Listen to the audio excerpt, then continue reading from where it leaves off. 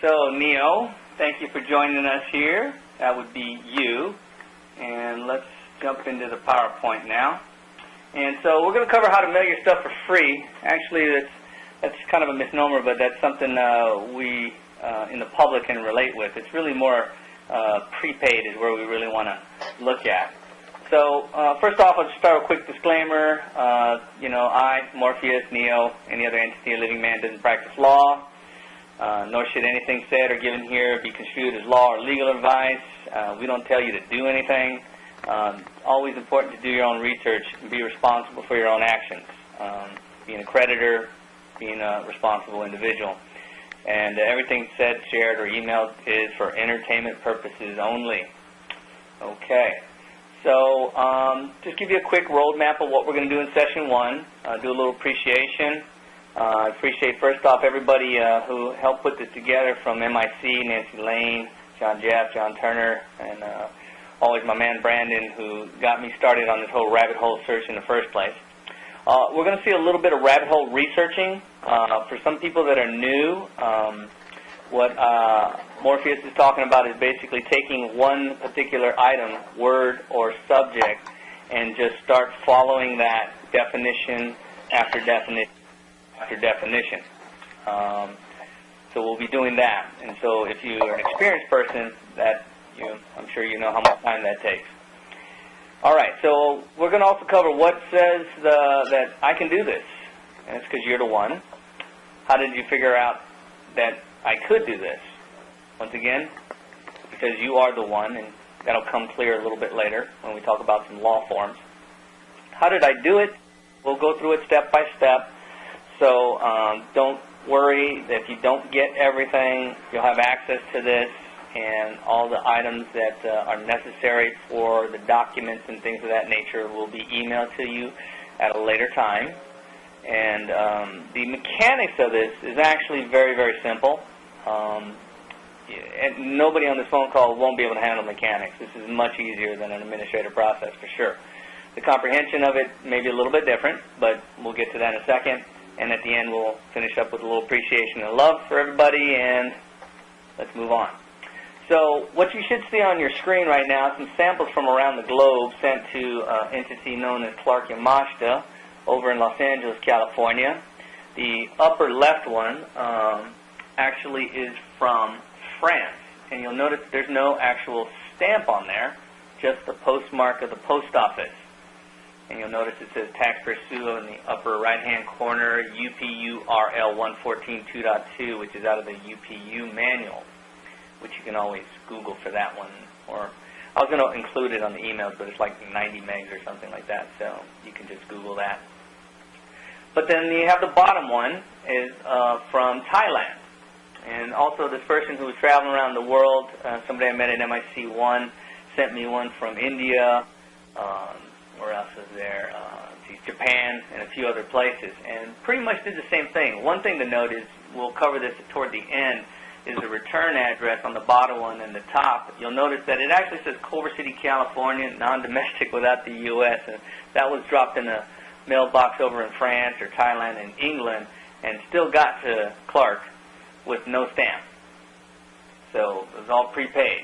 They recognize it globally is the main point of that. Here's a couple more. Over on the left-hand side, you'll notice that one's, well, London.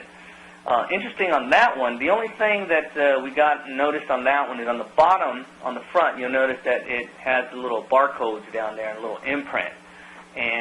But other than that, there was no other markings from either post office in London or from the United States, just using the tax. Or, once again, we'll be covering a few other things like that.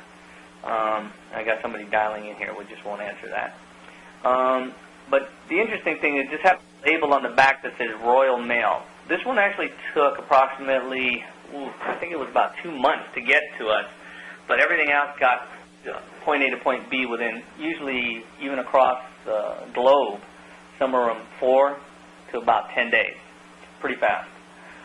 The one on the right, we'll go into more detail at the end once again, is something that we send out, and it looks something like this. This one, if you look at the bottom, in the front, you'll notice it says Liverpool. I went ahead and cross out the person's name, as you can see. But this one came from right above that. You can see it says from Santa Monica, California Republic. This was registered mail, as you can see, right above that. And up in the upper corner, we have a little Taxe Percue label. It says IMM 742.1 and 742.2, which we'll cover in a little bit. Got a little date. Have a little stamp and seal there, signature. And the little red postmark, the round thing, it's a little hard to see, but that actually says Santa Monica, California. And the other interesting thing to note on that one is that extra registered mail stamp right there at the top, that one actually looks like the one that comes, they place that on there once it gets over to the other country on the registered mail. All right. This other sample, just to show you, is 36 mailings, all accepted at one time. We'll go over this other form here in the next session too. But basically, this form in the background there has about 8 items. We had about 5 sheets, 36 items, all delivered over in Santa Monica, and all of them went Taxe Percue or Port Pay, Service Day Post, which we'll cover those words a little later. But basically, it's prepaid. No Federal Reserve notes out of our pockets. We like that a lot. We like it a whole lot, believe me. This one right here is over a $500 mailing with registered, certified mails, and everything. If you'll notice in the upper right-hand corner, nice little postmark, Santa Monica Post Office, September 23rd. Just not too long ago. Good times. Let me back up. Just so the top number on that certified mail, you might not be able to read it so on your screen, ends in a 5920. It's the certified mail number, and the bottom one is a 5999. And I just went ahead and pulled the UPS.com tracking on those, and you can see they were accepted on the 23rd of September on the top and the bottom, and the top one was delivered on the 28th, priority mail, as well as the bottom one, September 27th. So just to give you a little proof of it being mailed.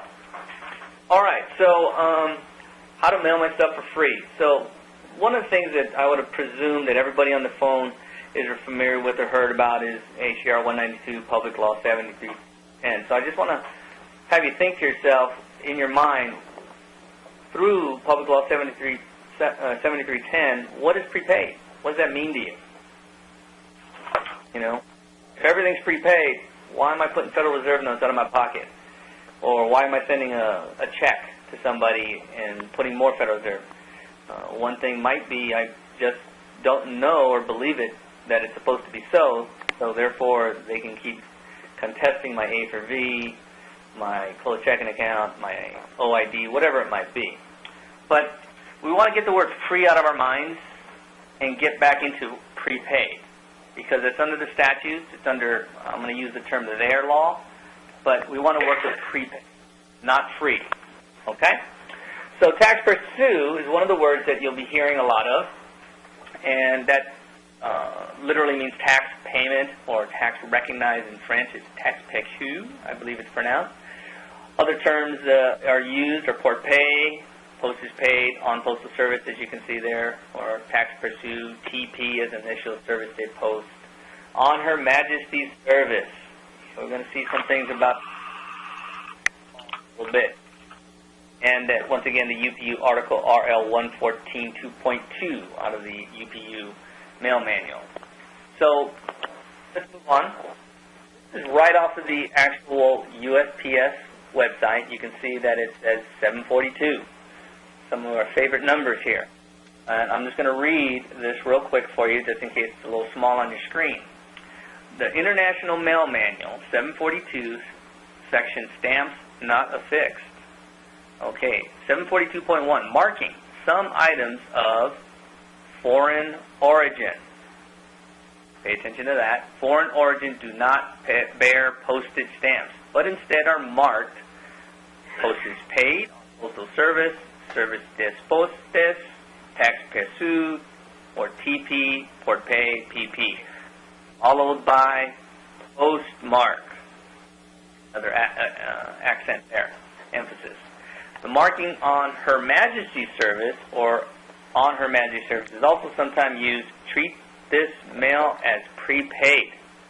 That last sentence is pretty powerful. So anything with that kind of labeling says treat this mail as prepaid. Sounds pretty straightforward to me. Now, if you have parcels, 742.2, which we sent boxes of Legos and things to Japan and insured items as well.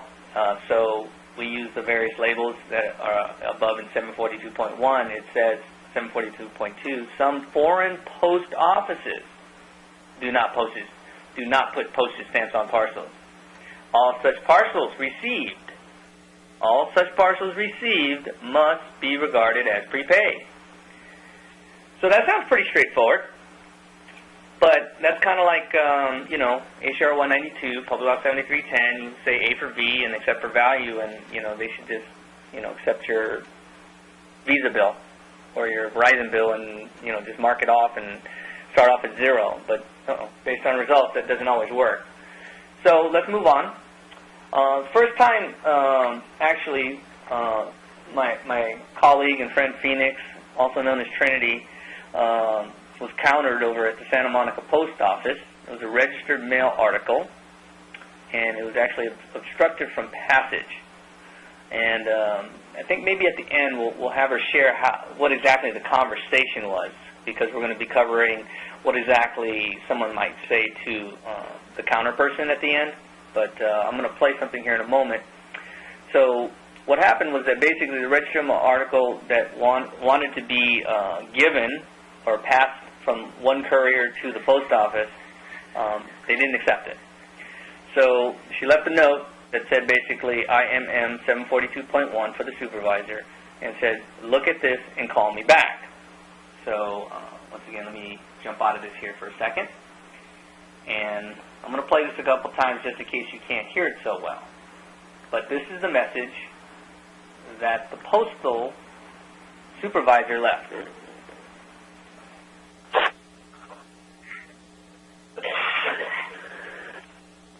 Hello, this is for Juan regarding the registered article. Yes, it is okay for you to bring it in, and you can use that. It is considered prepaid, so whenever you're ready to mail that article, you can bring it into the post office. Thank you. Wait, one more time.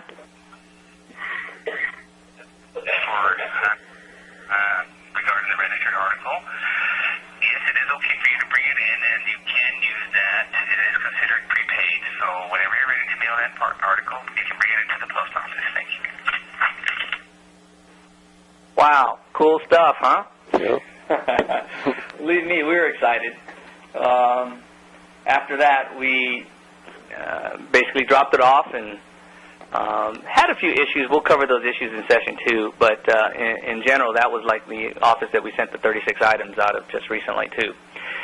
So moving on, we're going to rabbit hole researching. For the experienced people, once again, you've already swallowed that pill. It's all about study, study, study, and diving more and study, study, study. And for the newbies, last chance to take the blue pill and hang up and go do something else. So here we go. So one of the things about 742.1 and 742.2, those numbers are going to be some of your favorite numbers very soon, is foreign origin, foreign office.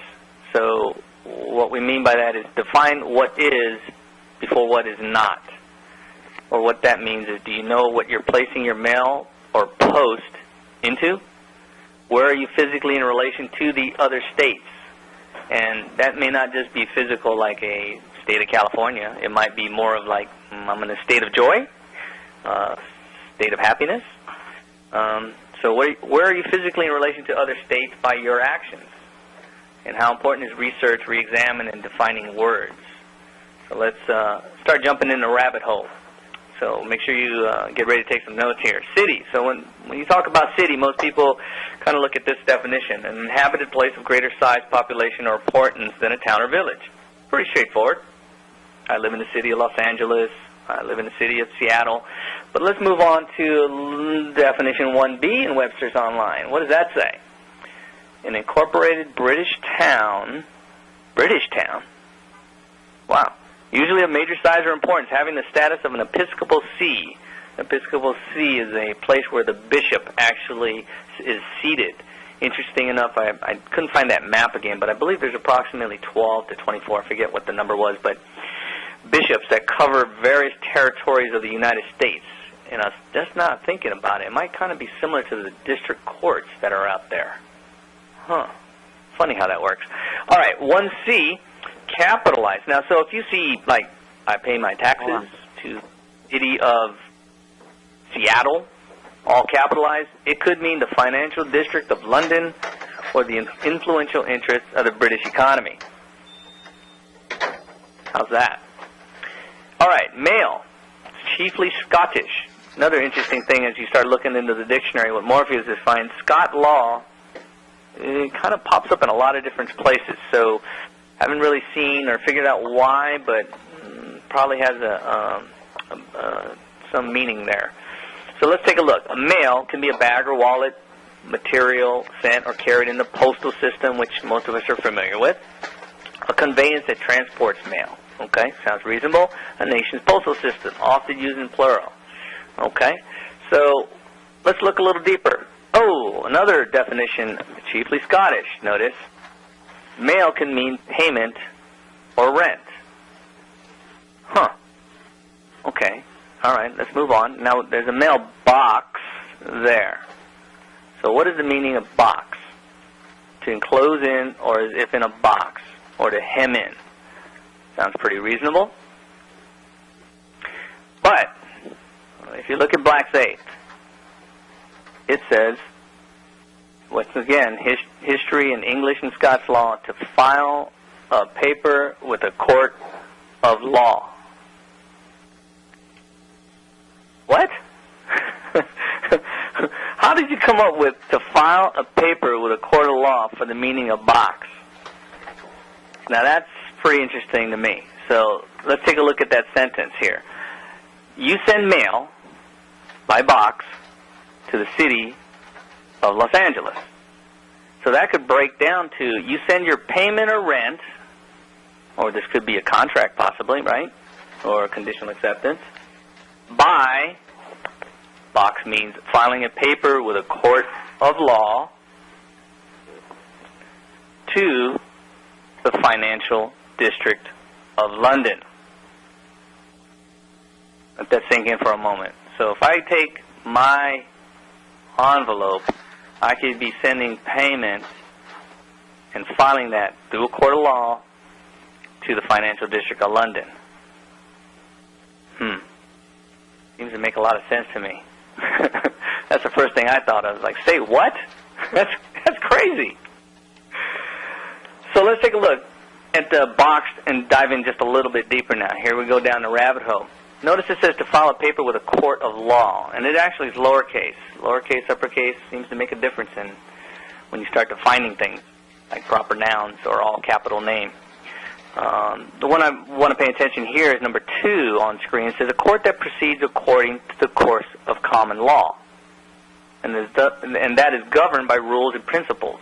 Confer or court of equity. Consult the court of equity. So first off, it's telling me that court proceeds according to the course of common law, and then it tells me that to confer court of equity. So let's go see the court of equity. Now you'll notice that we're jumping back to 1891 Blacks. I prefer a lot of the older versions of definitions instead of the newer ones personally. So one of the things it says that a court that has jurisdiction in equity administers and decides controversies in accordance with the rules, principles, and precedents of equity, and follows the forms of procedures of chancery. Wait a minute, didn't they just tell me that it was first a court of law was common law, but now I want to see equity, and now it's chancery? Well, which one is it? Okay. Well, wait a minute. At the bottom of this, it tells me to consult court of law. Okay, that sounds like a loop. All right, well, let's take a look at Blacks once again, court of equity. It says a court which has jurisdiction in equity, which administers justice and decides controversies in accordance with the rules, principles, and precedents of equity. Okay, then that's different from the first one, which was it's the principles of common law. Now we're principles of equity. Okay, and which follows the forms and procedures of chancery. Well, wait a minute. Weren't you just telling me equity? Okay, let's go to chancery. As distinguished from a court having the jurisdiction, rules, principles, and practice of the common law. Okay, that seems to be jumping all over the place. Now that's looking up the word courts of equity. But if you look up the word equity, and then you look up courts of, connected to it, there's actually an additional paragraph there. So this is one of the things about rabbit holing and looking in a variety of places. Haven't looked at Bouvier's, that's probably at least another place to look. But the one that really grabs me is in the second part, but I'll read the whole definition just once again since people might not be able to see it on the screen or just on the phone call. What I have on the screen is equity. The courts of equity, Blacks First, 1891, is equity follows the law. Equity adopts and follows the rules of law in all cases to which those rules may, in terms, be applicable. Equity, in dealing with cases of an equitable nature, adopts and follows the analogies furnished by the rules of law. Notice that's underlined in red. A leading maxim of equity jurisprudence, which, however, is not of universal application, but liable to many exceptions. Okay, let's move on. Now we're going to take a look at what exception might mean there, since they use that at the very end. It says, equity looks upon that as done which ought to have been done. Then it goes on to say, equity would treat the subject matter as to collateral consequences and incidents in the same manner as if the final acts contemplated by the parties had been executed exactly as they ought to have been, semicolon, not as the parties might have executed them. So extrapolating that, Morpheus kind of looks at that and thinks, okay, so bringing a piece of paper and I file it into a court of law called a mailbox, and I do a conditional acceptance, and I have a commercial affidavit that these people need to do a sworn affidavit under penalties of perjury as well as answer these questions. They ought to have done that, but in my experience, they never do. I wonder if that's what they're talking about. Okay, let's move on. It looks like a double same screen. All right, so now we're back up here. Once again, it talks about, it says, adopt and follow the analogies furnished by the rules of law. So let's take a look from that. Rules of law, once again, we're in Blacks First, 1891. Courts of equity, a.k.a. courts of chancery, also known as, a legal principle of general application sanctioned by the recognition of authorities and usually expressed in the form of a maxim or logical proposition. Called a rule because in doubtful or unforeseen cases it is a guide or norm for their decision. We love maxims. They can rule the court in Morpheus' short experience. And one of the things that seemed very important in the very first MIC in Los Angeles, MIC-1, we actually covered maxims and really didn't grasp the concept or levity of what that was at the time. But that's one reason why we're following this rabbit hole, because definitely if you're going to court, because all roads lead to court in these matters, you need to know what the rule of law might be and if you're going to invoke it. Because if you don't assert it, guess what you get? You're going to get what they give you. Okay, so far we're going down the rabbit hole some more. Okay, so why is this important? Well, that's probably because of this mailbox again. Mailbox to a city. You send your payment, your rent, or your contract. Buy a box, which means you've filed that paper with the court of law. Looks like that thing's cutting off on my screen a little bit there. Oh, I just need to move it over. Bear with me. Okay. To the Financial District of London.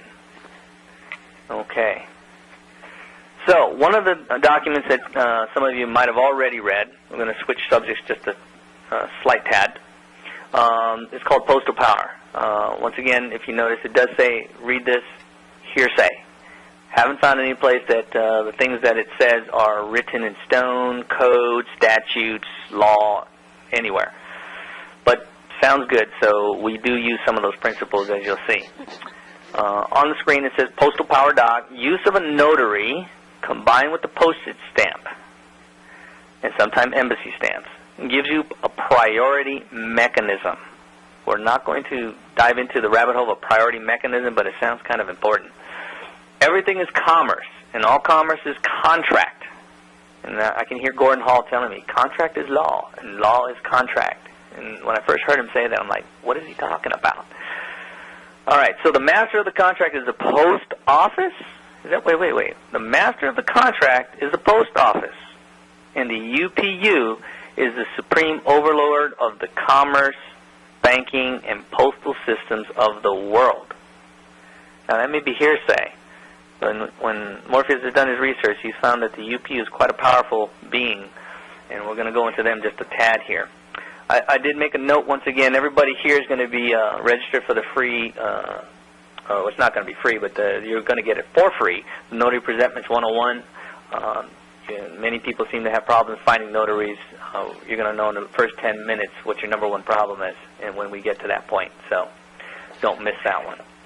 Okay, so moving on. Postal power some more. One piece out of there that I found interesting, and it kind of applies to some of the stuff you'll be seeing in a little bit, is whenever you are disputing a debt alleged by presentment you received in the mail, do the gold Social Security number without dashes, then stamp with autograph and seal across the front of the document at an angle, write the following disclaimer in blue ink.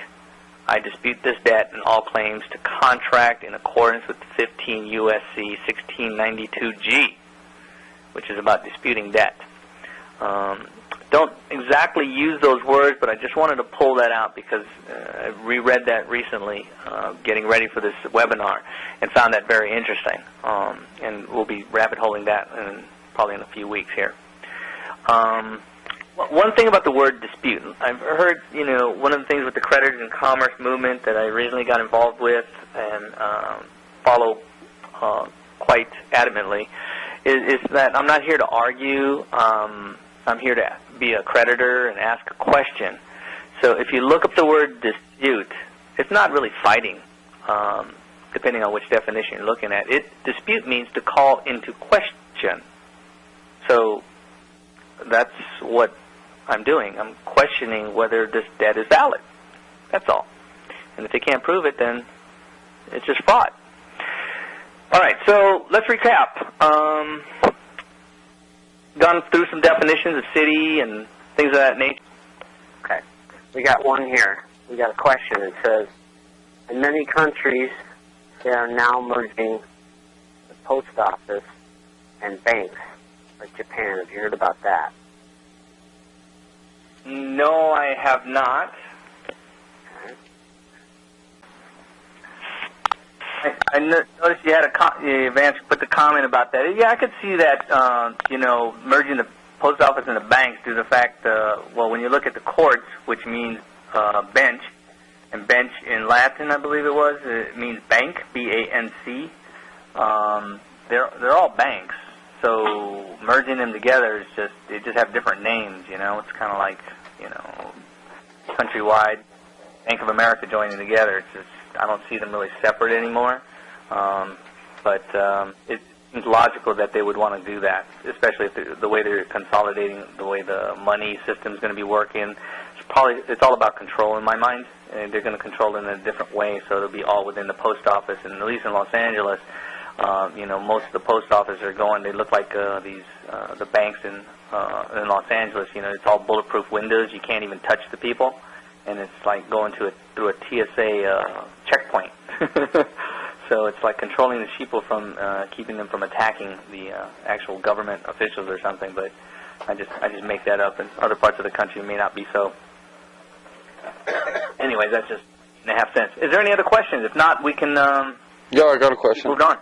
Yo, can you use for the form 3877? Can you use the registered mail and certified mail at the same time on the same form? We'll dig into them more in session 2, but we've done it both ways. Okay. Just to let you know what I would prefer to do, one for certified and one for registered. Okay. There is a minimum of 3 on the 3877 technically. Yeah.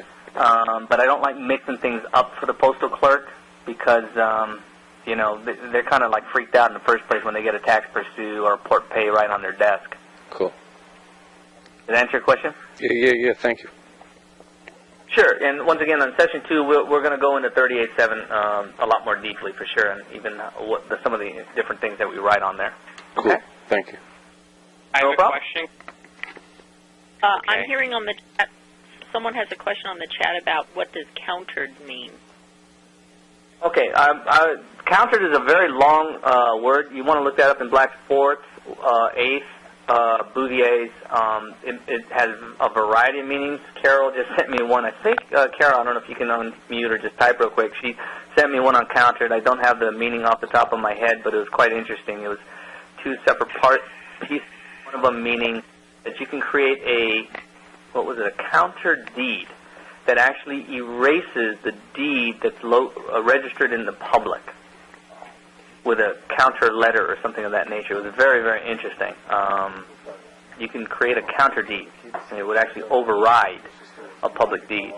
Don't know the process behind it, but once again, the other thing about counter, one reason they call them a counter, me and my friend Dashner, some of you people probably know him, is he said, no wonder they call it the counter, because every time you want to come up with a private process, they counter you.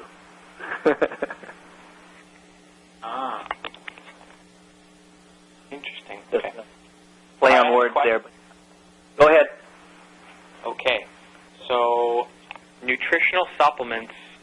I don't know if you ever heard of Codex Alimentarius, but it's basically United Nations harmonizing and WTO, World Trade Organization, harmonizing the food, drug, and herbal and supplement and etc., pesticide, etc. regulations, not for the public good, really, in my opinion. So what's happening is they're not allowing, they're actually bringing back a lot of pesticides that have been banned in certain countries that are WTO members, and they're not allowing supplements in therapeutically high dosages, and more nutrition and supplement and mineral and herbal companies are not allowed to send their supplements to different countries, so they get shipped back. And I was wondering if anything that is going to be taught in these webinars or that you guys are aware of would be able to get around these stupid regulations that are, meant to keep high-dose, effective nutritional products out of, being shipped internationally. That's a very good question. Once again, I don't practice law, but one of the things that opened up to me even more so by doing this, putting this presentation together, is the things that we just covered about the court and equity and law, and comprehending that, okay, let's say you take that parcel and you're actually not just mailing it like you think you're putting it in a little box and off it goes off into space, that it's actual legal or lawful process by using a process that keeps you possibly non-domestic and utilizing the post office as your carrier. Maybe not, you can use it to bypass the statutes, because it's not a law that's blocking it, it's statute. And we're going to kind of go over some of that information here in a little bit, actually toward the end of what we call above the line and below the line. Above the line being what man and the Constitution, versus below the line is all statute and government.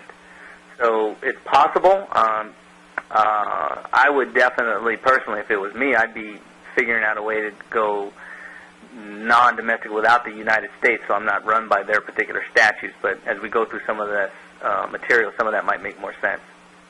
So as you go through it, would it make sense to me how feasible it could be to, because if you have letters and stuff, is that any different? Say if I was sending 15 pounds worth of, containers of nutritional supplements, would that be able to be shipped internationally, non-domestically?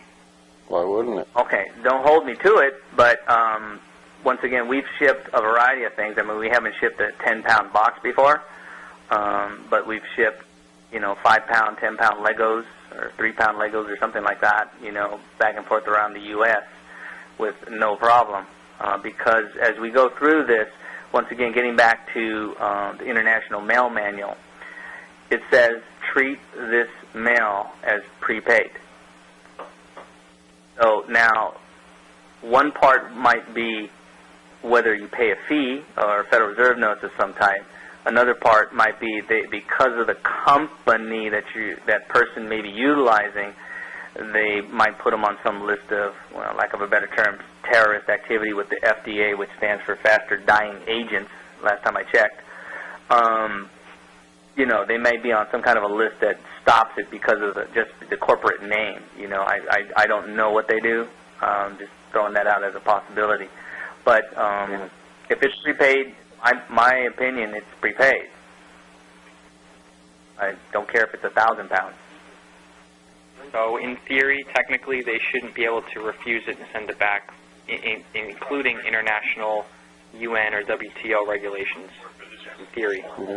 Well, in theory, yes. But once again, in theory, HCR 192, Public Law 7310, most of everybody on this phone probably would agree that, you know, when you do an accepted for value, that should settle the debt. But that doesn't necessarily always work. Okay, I got you. Correct? Yeah. So, you know, once again, this is one of the reasons why Morpheus here wanted to present this. We've been doing this since December time frame, and we've done literally over probably 400 of these things, and had approximately, what's that, 15 come back? I'd rather have it right here. I'd rather read it. Come back. We saw something about a gold Social Security number. Yeah, which is very intriguing. Yeah. What's it all about? I've heard of it about Social Security. I want one. I want one. Okay, so Morpheus Republic, Zion State, non-domestic without the U.S. So once again, Zion State, is that like Joyful State, or is that a physical ground California Republic type state? I'll let you figure that one out on your own. So here's some questions. Is Morpheus, is the body, the vessel, a territory? Is it a population? Am I governing myself? Can I contract with any other state? All right. So we will get back to this. All righty. So let's start a little bit of background. UPU, Universal Postal Union, 1874. As you can see, it's out of Wikipedia. Once again, I'm not saying any of this is fact, just collating some information here. Hope you're entertained. All right. UPU is an international organization that coordinates postal policies among member nations. Member nations, an international organization, okay, in addition to the worldwide postal system. So let's take a look at what international organizations breaks down into. There's international non-governmental organizations, intergovernmental organization, as well as there's a small section called the Global Public Policy Network. But let's focus on the what's in red there. The intergovernmental organization is the United Nations and sovereign states, referred to as member states. Now, we'll come back to member states when we get to the United Nations. All right? Because when we all started this back, remember there was Foreign Office and Foreign Post Office. For me to be able to use Taxe Percue or International Mail Manual 742, I would need to be a Foreign Office and a Foreign Post Office. So keep that in mind. All right, so let's look in a little deeper here. Intergovernmental organizations, the IGOs. The type of organization most closely associated with the term international organization. These are organizations that are made up primarily of sovereign states. Is that like Joyous or Independence? Or is that like a place once again? Referred to as member states. Okay, so United Nations says the United Nations member states, okay, you got UPU, member states are all allowed to become members of the UPU. Well, how cool is that?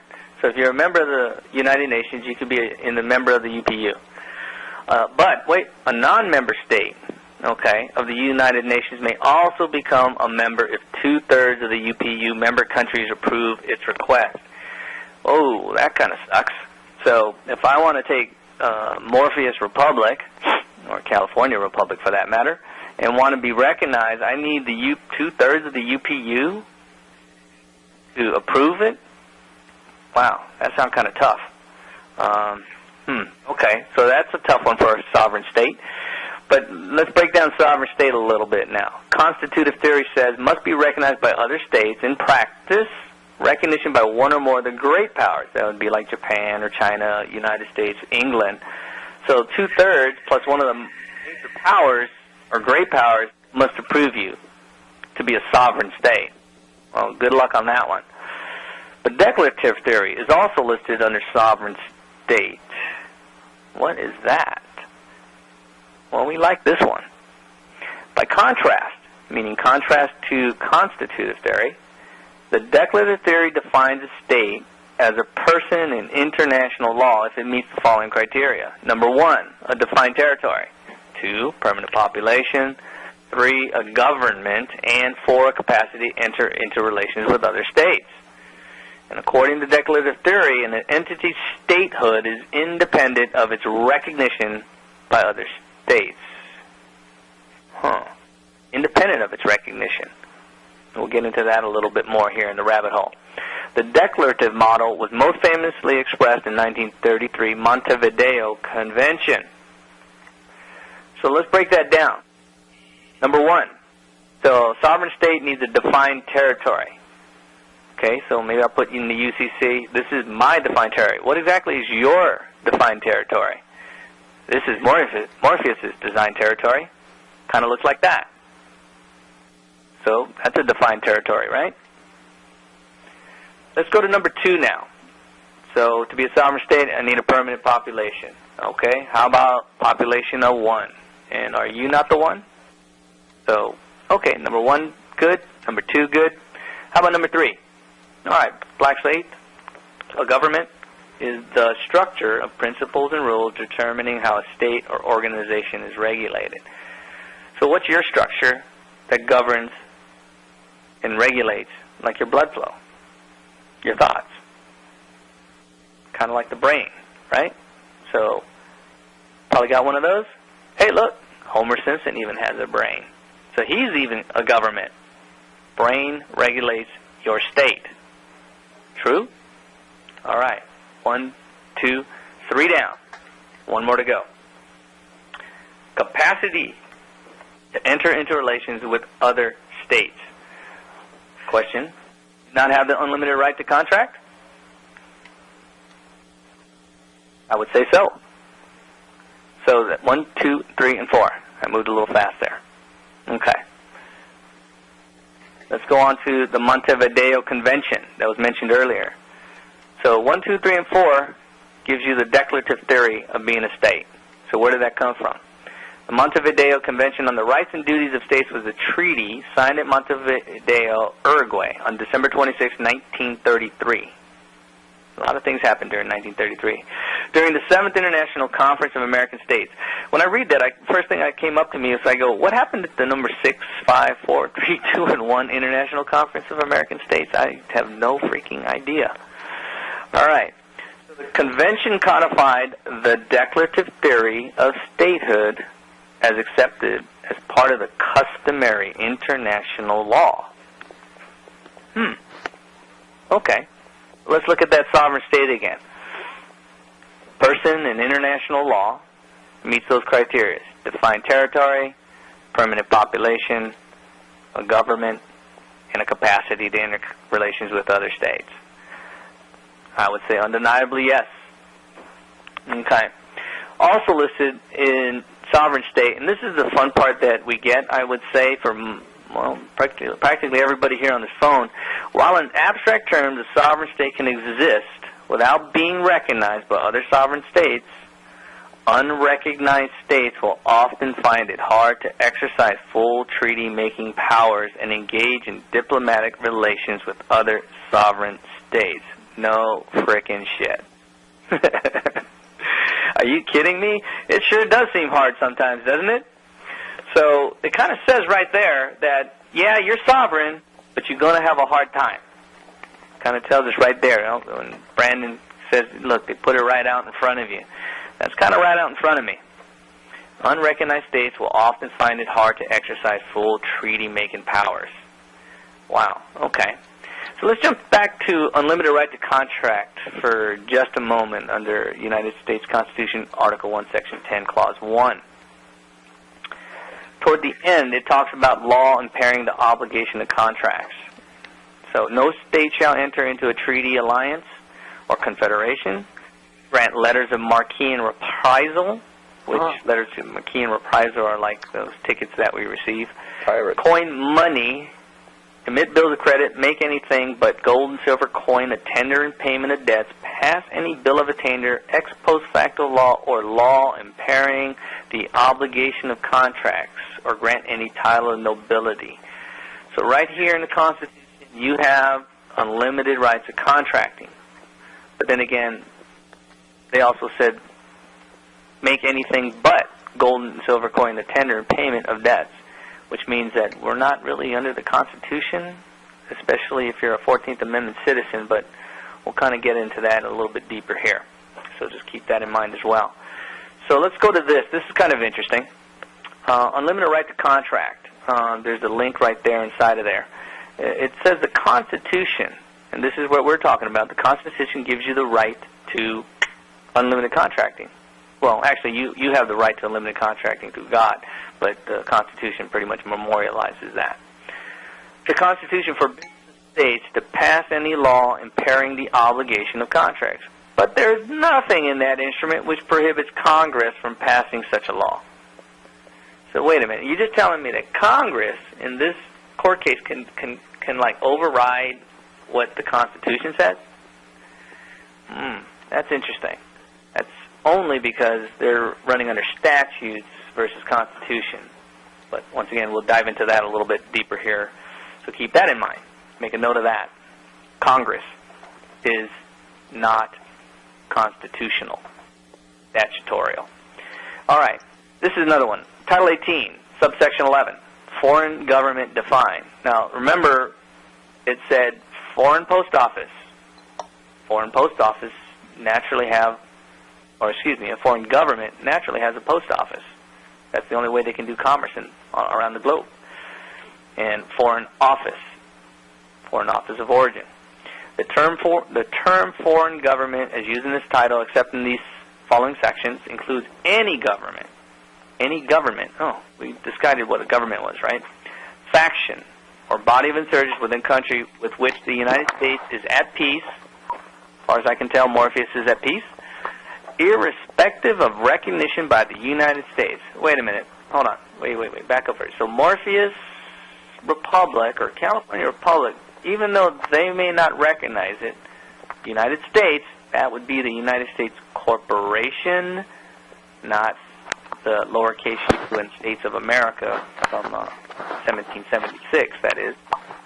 Even if they don't recognize me, doesn't matter, I'm a foreign government.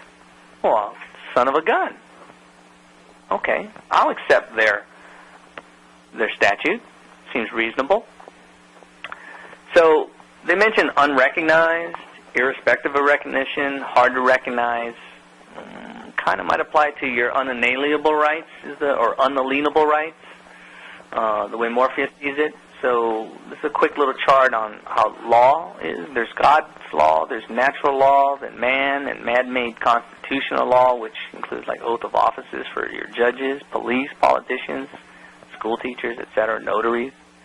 You got common law, which would be considered lawful stuff. And then below the line, that's above the line, then below the line, you got all these statutes, codes, rules, regulations, Department of Transportation, FDA, and Social Security, on and on and on and on. But that's commercial, admiralty, law merchant, statutes, and codes. And under rules, you'll notice this is government and Congress. That's domestic with the U.S., by the way. And notice it says Congress versus progress. Kind of backwards, huh? All right, so lawful doesn't equal legal. There's a little website. You can, when you get that, you might want to check out the little reading. There'll be a Word doc that actually it'll come along in the email that you'll get that has this conversation. It's a good little article. I thought it was kind of good. So let's get back to, once again, there's the unrecognized. There's God's law, natural law, man, Constitution, etc. Lawful, legal. Question is, are you putting your paperwork above the line or below the line? Because when you mail that payment, contract, in a mailbox to a city, because you're always mailing it to some city, right? You're sending that payment, you're sending that contract by filing a paper with a court of law. The question might be, which court of law in the above section are you putting it into? Are you putting in the commercial? Are you putting in admiralty, law merchant, common law? Definitely a whole lot longer course on law and comprehension of language and how to do motions, etc., and things of that nature that we would definitely not cover here. But the main emphasis that Morpheus wants to bring is what exactly have you been doing when you've been putting that piece of paper into that nice little pretty blue box? Filing a paper. Which venue or jurisdiction is that paper vessel porting itself into? So when we start talking about the envelopes and doing postage stamps on the outside, it's just so logical to Morpheus how that envelope is a vessel, and it needs passage to get through one channel, one place to another. So there's obviously should be a postage stamps on the outside, as well as once they open that vessel may be in the public, and it needs another stamp to have that traverse over from public to private, or back and forth. But we'll get into that in another time. A little bit more in that in the notary presentments. All right, so let's go back here now. So we covered quite a bit foreign origin. I think so. I say yes. Foreign post office. Well, if I'm a foreign government, only way I can do commerce is having my own personal foreign post office, is the way I see it. So where else would it come from, right? So let's go back and read International Mail Manual 742 one more time, and maybe it'll look a little bit different this time. 742, Stamps Not Affixed. The marking under 742.1. Some items of foreign origin. They kind of told us we're foreign origin through the UPU and the UN member states, as well as declarative theory and things of that nature, right? Just may be hard to be recognized here. All right, some items of foreign origin do not bear postage stamps, but instead are marked with these following items. All of those in quotes, quite a few. The marking on Her Majesty service, or O.H.M.S, is also sometimes used. Treat this mail as prepaid. In the parcels, some foreign post offices, this is under 742.2, some foreign post offices do not put postage stamps on parcels. All such parcels received, as soon as they receive it, must be regarded as prepaid. Okay, so we're moving through pretty rapidly here. So let's go to how to mail your stuff for 2 cents anywhere and everywhere now. Is there any questions of anything we've covered up to now? Okay, I see a question that says, how do we declare our government with the UPU? Okay, that's a great question. Morpheus has not done any declaration in that aspect yet. Have been thinking of a few different ways of presenting it. One of them, basically, it comes down to tacit acquiescence is one of the things that Morpheus sees as the tool. Because once again, like if we remember back earlier, it said that unrecognized states may have a hard time exercising their treaty powers. That could be your unalienable rights and the ability to enforce or do anything that they've actually put in statutes that you can actually do, whether it's an A for V, an OID, things of that nature. So once again, if you go ahead and ask the UPU to recognize you through the UN, they need 2/3 of a vote with some of the great powers to actually recognize Morpheus Republic. I could be wrong. Might be a little tough for them to recognize me, but once again, maybe I ought to give it a shot and see what happens. So that's one way of declaring it. The other way was, of course, this is why the Notary Presentments 101 will be covering that. By sending the document into that court of law and having a notary present it, if some of you remember, through Federal Rules of Civil Procedures, admissible evidence must be, done through notary.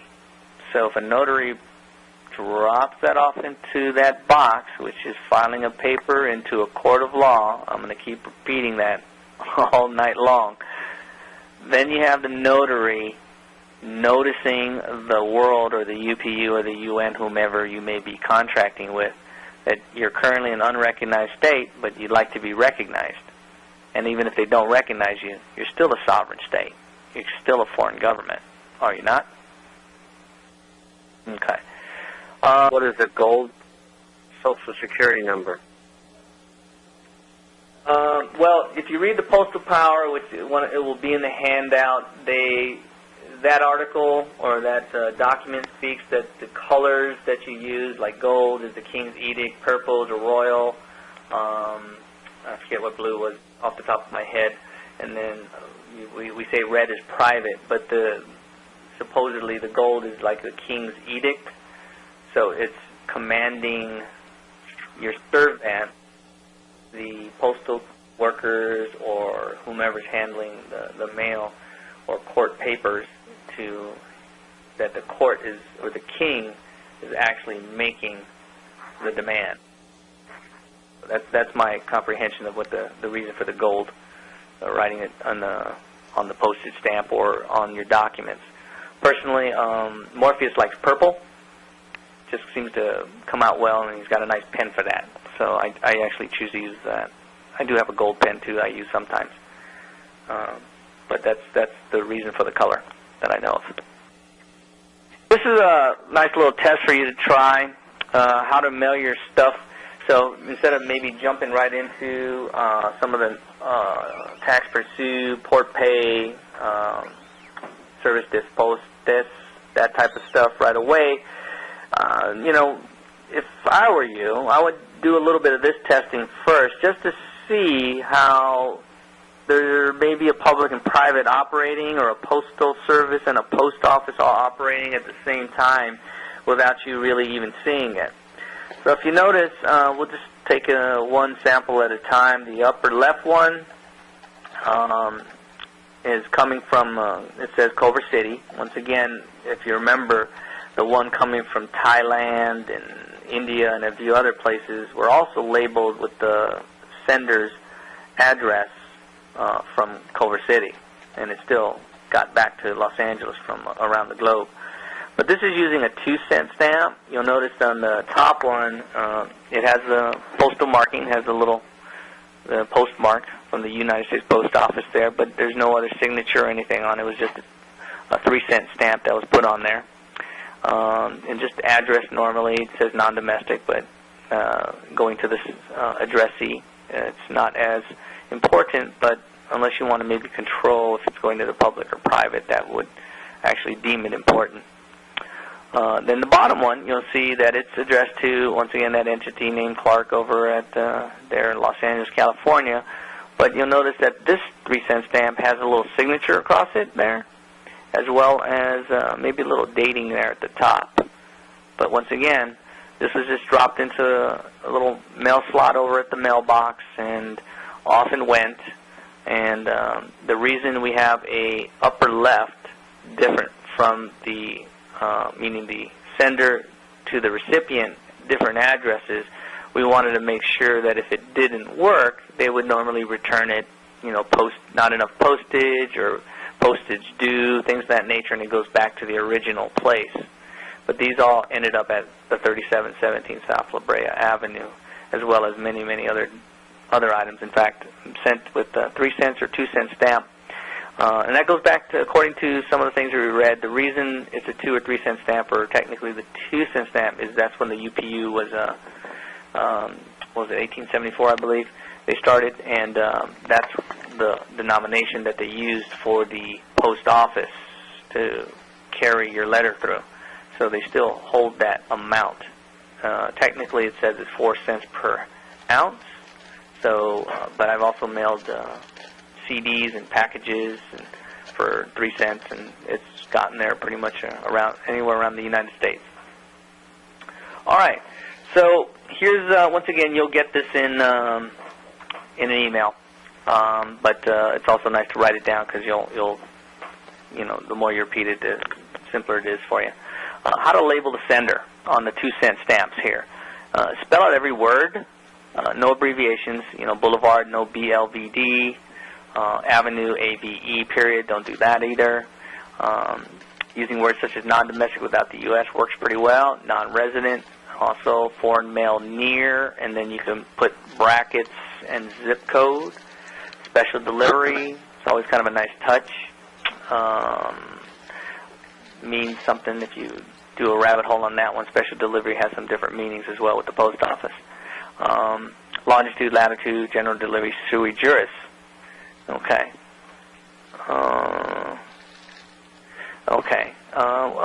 Michael, we'll get back to, well, actually, let's jump back to his question online there. He says, wouldn't the Social Security number be property of the U.S. corporation? How can the king of a foreign government command its usage?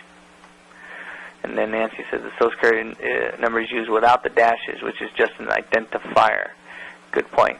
Yeah, so they did say SSN in the document, and I put that in the slides now that I think about it. But they do mention it's without the dashes, so it's not really the Social Security number. It would be more of the exemption ID. Okay. All right, so let's move on from this. So we'll go back to the 2-cent stamp. So I suggest you do, like, I don't know, you can write them to many people, write them around, you know, people you connect to, whether it's MIC, CIC. Also send some of your friends, send a little letter that says, hey, hi, how you been? And by the way, did you notice the stamp on the outside? And most of the people that aren't in this movement at all are just kind of freaked out of, like, how you can send something for 2 or 3 cents. And so, you know, whatever letter you want, or make a little 8.5 by 11, what is that, the 10 by 12 envelopes, and send a bigger letter, you know, inside of there, just for fun, just to see if it works for you. Pretty much it's been, I want to say 95% for us. Definitely got a few things back that said postage due. I'm under the interpretation that it's just the postal clerk didn't comprehend what they were doing, because what we would do is just rewrap that thing, send it again, and it would go. But this is just an example of sending it to the public. You could put, you know, Jake. You could put Jake Smith, last name if you'd like. Care of, and 456 International Way, Los Angeles, California, Republic, non-domestic without the U.S. Pretty straightforward. And sending it to Nyota, Toruk. You can see it's abbreviated there. It has prepaid way with just WY, and heaven, and then California, and that's CA. So that's totally a public type thing. So here's a couple little examples of what it might look like with a 2 or 3 cent stamp. That's a 3 cent stamp on the top and a 2 cents on the bottom. It's a little hard to see the separation maybe on your screen. But you can see that on the top, it's pretty much just like it was just written. It's just going to I'm a crook, B of A. You can see that's still abbreviated. It's not Bank of America. Let's see, it says Portland, Oregon. And then the bottom one, you can see it's a little bit different. It just says non-domestic without the U.S., and the top says without the U.S., non-domestic. Pretty straightforward. Once again, like I said, the mechanics of this is really straightforward. Very simple stuff. The reasons why one might be able to do it and stand on the claim, that could be a little bit different. And that's why we're covering some of the information that we did. But also, if you notice on the stamp over on the right on both of them, there is the date, 13th of October, 2011, and then colon, and then Morpheus Matrix signs his first and last name. Preferred with colons. That's just how Morpheus does it. That's what he likes to do. You can sign it however you want. Anything seems to work, basically. And as you saw earlier, even without the signature, it also seems to go. All right? So let's move on to the next one. So once again, you may run into a little bit of issues because you're unrecognized, irrespective of recognition. It may be hard to exercise your unalienable rights or your treaty powers. That's because there's the lawful side and the legal side. I would assert to you that we're attempting to move through constitutional common law. And so that's why the legal side, everybody else, can't see it. They don't comprehend it. But, once again, it's in their own statutes. Treat this mail as prepaid. But for them to recognize you as a foreign office, that's, once again, we'll cover letters and things of that to officers in Session 2. Okay? So, foreign sender, it could also be, and this is a little deeper rabbit hole, the real man recipient without a corporation. So if you want to send it to a real man, and say you were doing a common law type of thing, it might look a little bit different. Something more like this. It would say care of 456 spelled out in words, not numbers, because numbers are actually considered abbreviations. And you also notice I'm a crook is a DBA, a Bank of America, comma, attorney. So I want to send it to a real person that just happens to have some corporate identity. I don't want to send it to the corporate identity. If I want to keep it into, once again, putting that into a mailbox, filing it in paper in a court of law, looking to control what jurisdiction that document and paper and vessel goes to. So it's going to heaven, California Republic, and -9998. You see that at the end, non-domestic without the U.S. Okay? All right. So now we'll get to the how to mail your stuff for free, and actually 0 FRNs, which we call prepaid, anywhere and everywhere. And we have sent this pretty much anywhere and everywhere. I don't know if Sam's on the line from Japan, but we've sent stuff to Sam a few times. And I had a good time when he take a picture and send it back. Okay. All right. Is there a question here? Okay. I'm a crook? Okay. Yeah, I am. Of course I am. All right. Taxe Percue label can be... Wait, did I miss this? Okay, here we go. Taxe Percue port pay. All right. It can be handwritten instead of printed label. Can it be? Sure. You know, as long as you write legibly, sure, why not? Why would you use a stamp or printed label instead of handwritten label? Some people think it has more commercial energy. Me, I send so many things out, I tend not to write it out by hand, as little as possible, and you'll see an example of what the labels, and you'll be getting, once again, a sample of the Avery label template that has some of the Taxe Percue or service disposed or port pay information on there, how we use it, as well as what the mailing label looks like to, you know, how you normally do a regular label to somebody. Okay? Can you use different color for Taxe Percue, port pay, service disposed, wording, etc., etc.? Red is the color you want to use. Period. All right. What to include of the label? Okay. Well, label must include some of the following words in red. Once again, the postage paid on postal service. Take your choice. Taxe Percue, TP, port pay. Just for information, we chose Taxe Percue because the French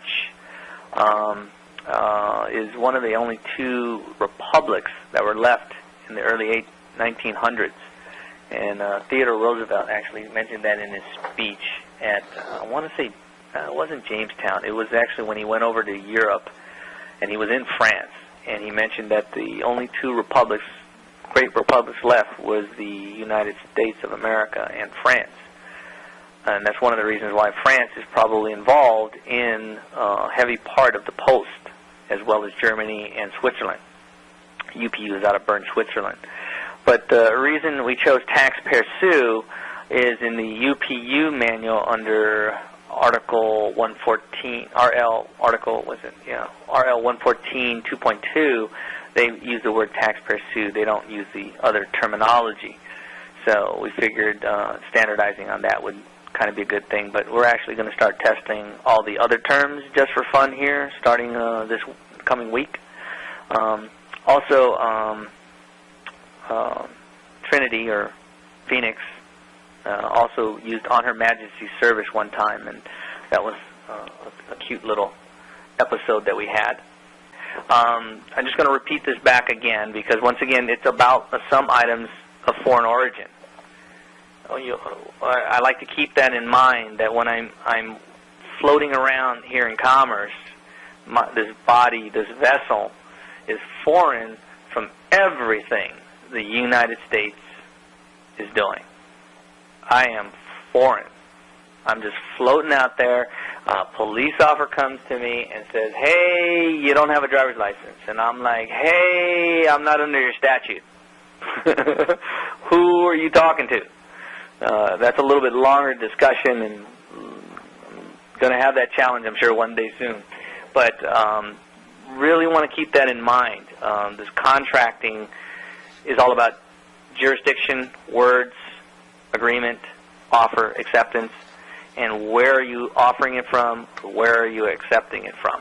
So, once again, IMM 742 says some items of foreign origin. So go back over the foreign origin and why one might be considered foreign origin. One might be a foreign government with a foreign post office. Okay? So here's some of the labeling of what it might look like. Port Pay, International Mail Manual 742.1, 742.2. Here's another one, Taxe Percue, UPU. This is if you're more in the, not more, if you're out of the United States, excuse me, like in France or England or some other place, this would be more appropriate because they go by the UPU manual, not the International Mail Manual of the United States. Okay. So, quick question. Some people may have asked what kind of mailing we have done with this. We've done registered mail, we've done certified mail, priority, insured, express, and with return receipt, yes. Pretty much everything we send out, we do return receipt. Since it's prepaid, we like to know our stuff got there and we get that return receipt. And we'll go much deeper into jurisdictions on the return receipt in session 2. So, let's see. Let's put this all together. What kind of mailing do you want to do? Certified, registered. What kind of postal forms do you need? Certified PS Form 3800, registered, label 200, priority label 228, insured. So there's just some of the names and labels. This is what they look like. If you haven't been to the post office, they have nice, pretty colors. Go pick up.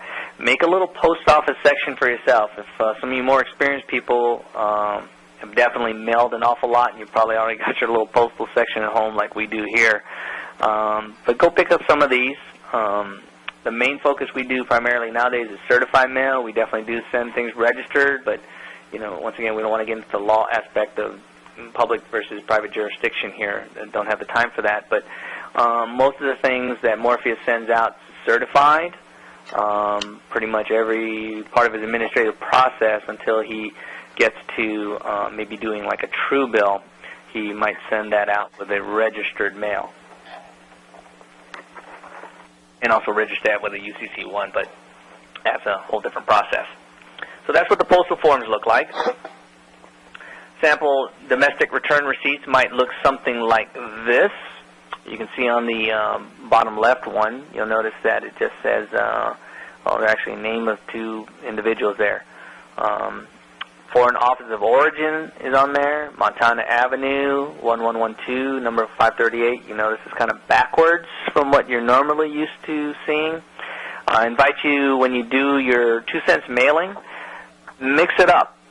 Put the numbers like in different places, in different lines, and you'll find that the Postal Service is really good. These guys get the mail there. That's their job. When people file a piece of paper in a court of law, their job is to make sure it gets to the other side. That's what they do, and they do a pretty darn good job of it. So we've done a lot of different ways you can do the naming, and pretty much everything gets there. So give that a whirl. The one note that I believe may be accurate, I don't have any evidence of it, but zip codes supposedly move it through the system faster because they type that in. If not, every single piece of post, each postal worker must stop and put a postal zip code on there. So pretty much the way we're handling things now is we'll put the postal zip code in bracket or put near and then brackets and put the postal zip code. We won't do it like what you're seeing here currently anymore because it might just take a little longer, and sometimes we want those things to move as quickly as possible. All right, so, and then on the other side, on the return receipt, you'll notice that it's just addressed to somebody. It's a CFO, Southern California Edison. You have the article number for the certified number there, and then we highlight the little areas that they're supposed to sign and receive by and print their name. But, 85, 95% of the time, they don't ever do everything properly. That's actually postal workers. They're dropping the ball, and you can make a complaint, but it's probably not worth it.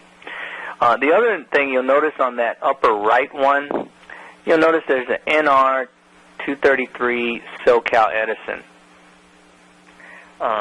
Just for information, we'll dive deeper in this into the session too, but the reason that's there is when this, if you can imagine getting this little card back, and you're having it sent out by maybe, let's say, a notary, and a notary has quite a few of them coming back, how does the notary know who this return card belongs to?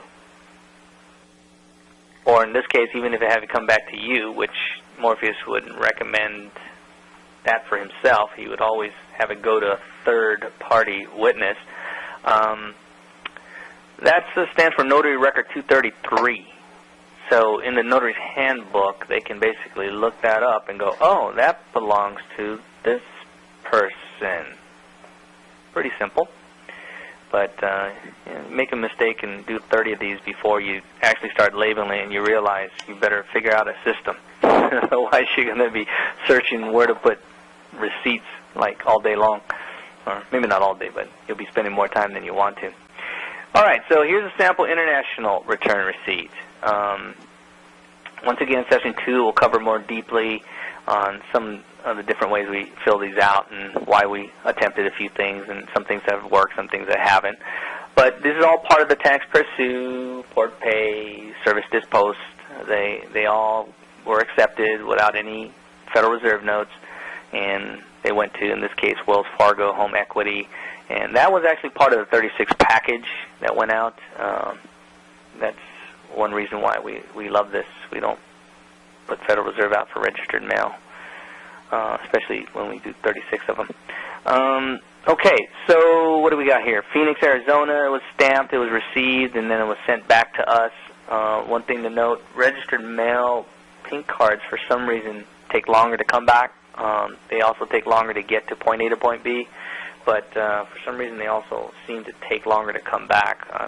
Don't have any explanation or reason for that or hypothesis, but okay. So here's what an envelope would look like. Like I said, the mechanics of this, I could have gave you this in the very first 5 minutes and said, okay, make your thing look like this and go drop it off at the post office. But you wouldn't have any fundamental comprehension of why we do what we do. In fact, I didn't say you should go do this. Did I? No, I didn't. I retract that statement. All right, so let's just start at the upper left, and then we'll work our way around.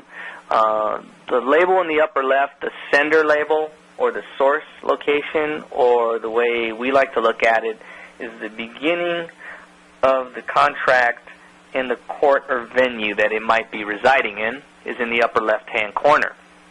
A variety of different ways to do that we've all done, we found successful. I did not get to put that, I think, in this particular presentation because it crashed. Let me move forward for a second. No, okay. But I'll send that document to you. Basically, we've got this envelope with like about 1, 2, 3, 4, 5, 6, 7, 8, what's that? 9 different ways that you might do it, that we did it, and pretty much, once again, it all goes through. It all went through. Whether we put foreign office of origin, this one does not have foreign office of origin, but we have a tendency to use the term foreign office of origin. If you think about being a postal clerk, and 100% of the time, you will probably experience, if somebody happened to do this, that they have never seen this in their life. They've been at the post office for 30 years, 25 years, 15 years, and they have never, ever seen this. So, if they, and I go to the post office, and I hand them this page, which I do, I bring this little printout in color, looks exactly like their web page, just in case some new person has a question. I don't want to answer questions and say that's your job. I'll hand them this label and say, well, I'm just a postal carrier here, and I'm just here to pass this on to you. So this is what your 742 says. And I just wait to see what they do. Okay, so let's go back to this. and we'll cover what one might say. And let me see if I can find my colleague here in a minute. So one of the things is that's the upper left. Then, as you can see, there's certified mail, return receipt, and then the to person. So every single time, pretty much now, except for if we're doing a one-off, but rarely do we do an administrative process. You're always doing at least 3 steps, and this is why we wanted to get this out to people, because if it does work for them, like it does work for us, we have no fear of sending out administrative processes because we don't get detained by the thought of sending out 3 processes, 3 CCs, 9 different documents minimum at $10 a piece. We don't hesitate on that. We just got to work the documents and the paperwork. But you'll notice that there is 3 labels on there for, in this case, is Christopher Ballinger, doing business as a CFO for Toyota Financial Services. No, it just says Financial Services.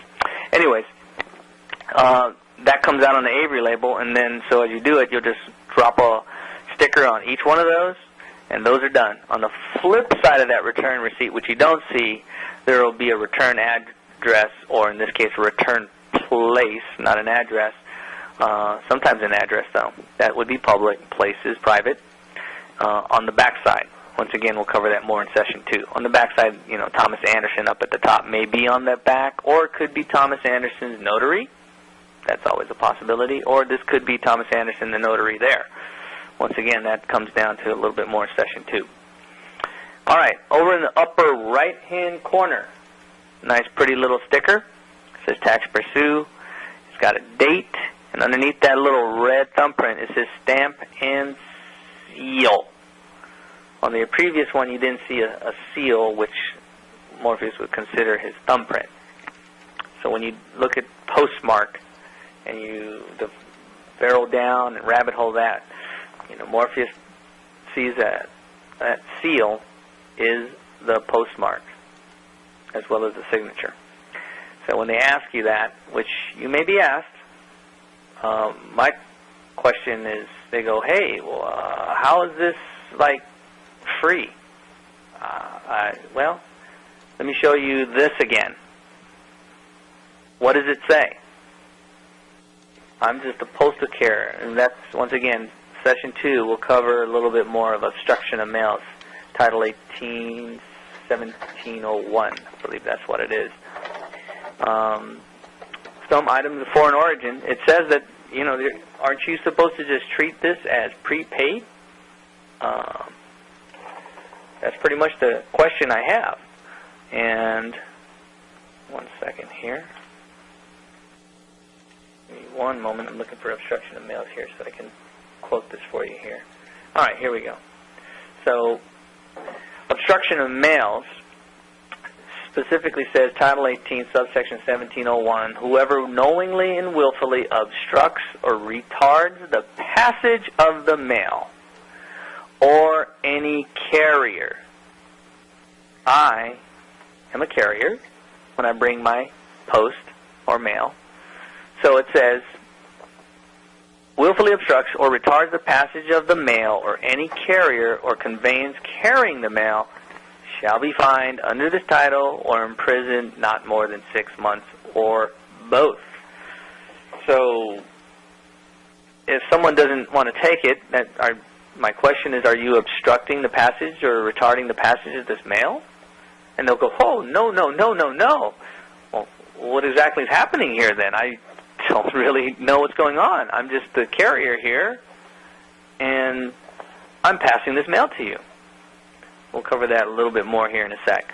So, we'll get back to this envelope here. So on this envelope, very importante in my book, is, which we didn't do earlier, is adding that little 3-cent stamp over in the bottom, and according to the UPU postal power, and I'm still looking, and maybe somebody has that, where you become the Postmaster General. It seems logical to me.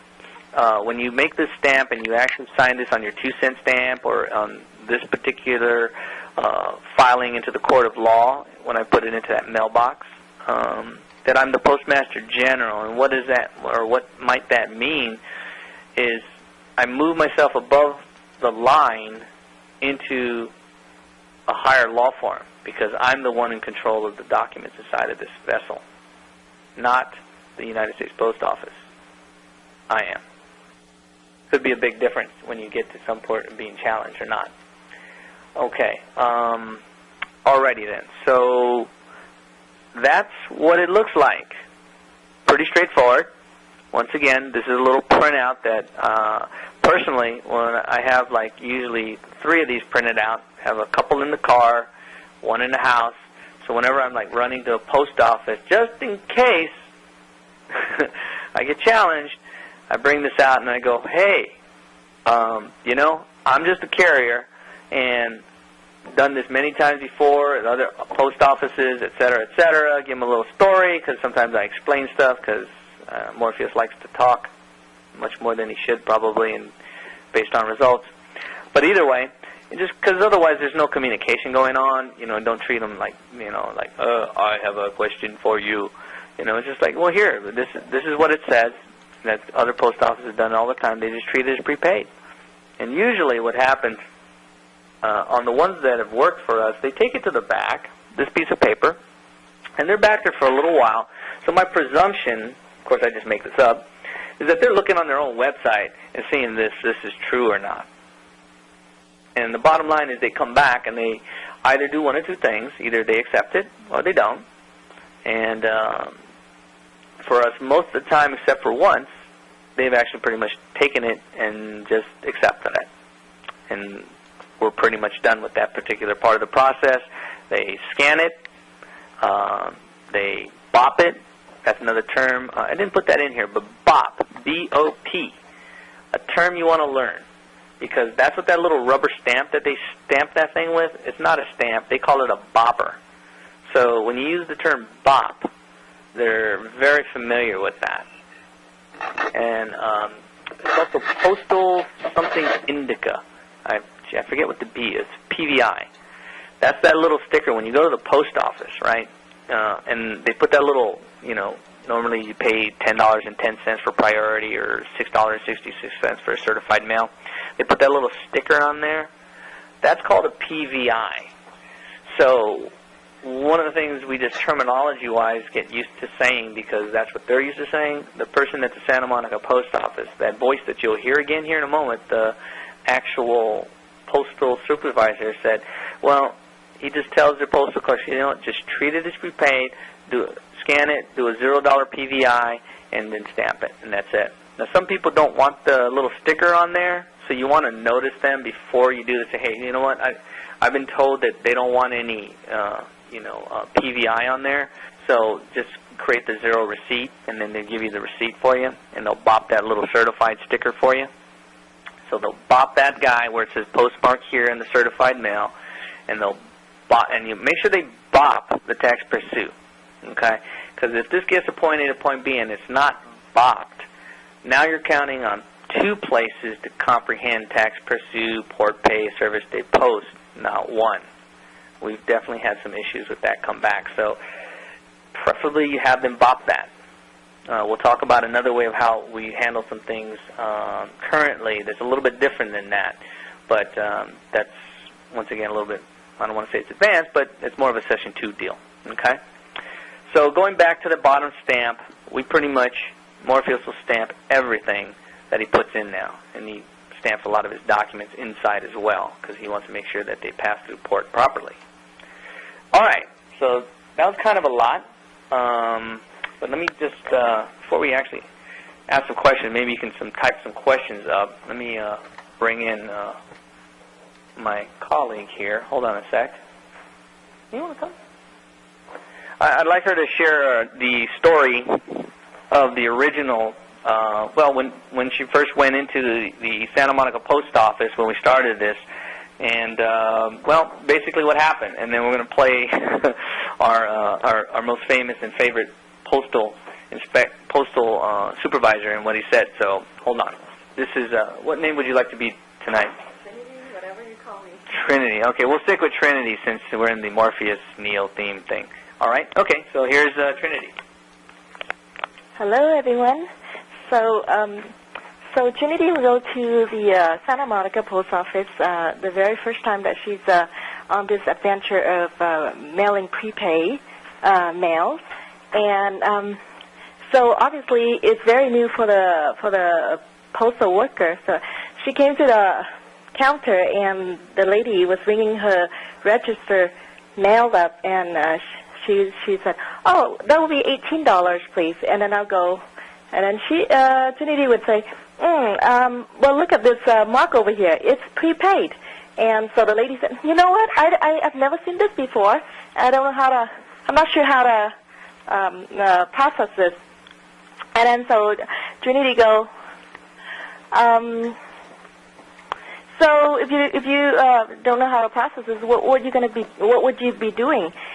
And so she went around the office and she asked every postal worker in the office. Obviously, nobody has done it before, so nobody would know what to do. And she went finally to the back, which is there's this lady that worked there for 42 years, and even her said, "You know, I have never seen it before. I don't know how to process it." So Trinity said, "Where's the supervisor?"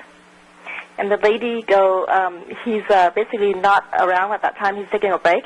And so Trinity left her a message and said, "Okay, well, here's my name and here's my number, and have your supervisor look up this code." And then she wrote down IMM 742. .1 and .2, so basically have that written down and give it to the postal worker. And as Ginny was walking home, and she was feeling a little bit disappointed there, because, you know, Morpheus has been sending out this and successfully, and I'm thinking, wow, how can he send it out, and I'm not able to do it? It doesn't make any sense, and she wasn't feeling so good. So a little ego trip there going on. So as soon as she got home, and she received a voice message from the supervisor, and I don't know, I think, did Morpheus play that audio? So anyway, so this is what he said. Hold on a second. Play that one more time. You know, because, you know, once again, you know, it's kind of a one-way street here with just Morpheus speaking, so let's go back and play what the actual supervisor said to Trinity on the voicemail. Hello, this is messages for Hotline regarding the registered article. Yes, it is okay for you to bring it in, and you can use that. It is considered prepaid, so whenever you're ready to mail that article, you can bring it into the post office. Thank you. Okay, so there you go. Ever since then, you know, she came back, bring her registered mail. Ever since then, basically, all the clerks or the postal worker, every single one that is working at that office has encountered or have processed these mail. You know, it's always the first time for them, and usually they would turn to each other and say, "Hey, how do we do this?" Because, you know, basically the supervisor have already trained them. After that incident, the first time, the second time she came in with different mails, and then they would say, "Oh, I don't know how to do so." "Okay, why don't you ask your supervisor?" And so basically the supervisor would tell them what to do, and then from then on they just look to one another and say, "Okay, how you do this?" And then there are times that, like, the line get pretty long, like for at least 20, 30 people behind, and they would just look to Trinity and say, "Okay, so how do you do this?" I've never done it before, but most of the time it's always like that. It's like 100% of the time. It's like, "Oh, I've never seen this before. I don't know how to do this. What do I do?" You know, so it's pretty exciting to be able to train every single postal worker at the post office there. All right, so that was my experience, and it is gonna be your turn, and you can have this have fun with this adventure and go and do your prepaid mail. All right, I'm going to get thrown back to Morpheus here. Okay, so now, any questions? Saw something earlier about, let's see here, put the CFO are always on the envelope. You can put CFO, that is a corporate identity I put down. I'll just mention this now. It's just something, another rabbit hole. It says, Nancy says, "I've answered most of them." Okay, thank you, Nancy. You can unmute here if you have a question. What is PVI? Do you remember what PVI is? There, let me see here. Let me look. Can you Google that real quick? One more question. I think somebody asked if you can mix mail with the 3877. Oh, Oh, okay. Somebody asked earlier if we can do mixed mail with the 3877, and the answer is yes, you can. I mean, well, you can mix the 3877 different mails together, but the registered mail, though, you want to keep that separately per the firm book of the firm book of accounting mail, accountable mail, and the instructions said that the registered mail needs to be separately done. Okay, here you go. Oh, and PVI actually stands for Postal Validator Imprinter. PVI. That's what that little sticker thing is. PVI labels. Okay. Going back to the CFO thing, this is a whole big rabbit hole that Morpheus will be diving in here in the near future and looking for some assistance. Whether I'm bringing a suit in common law or admiralty and things of that nature. Somebody asked about CFO. The thing that Morpheus sees he's going to be start playing with and learning about is bringing lawsuits against the actual person, possibly, and not the actual corporate identity. Is the thing that he's going to be studying.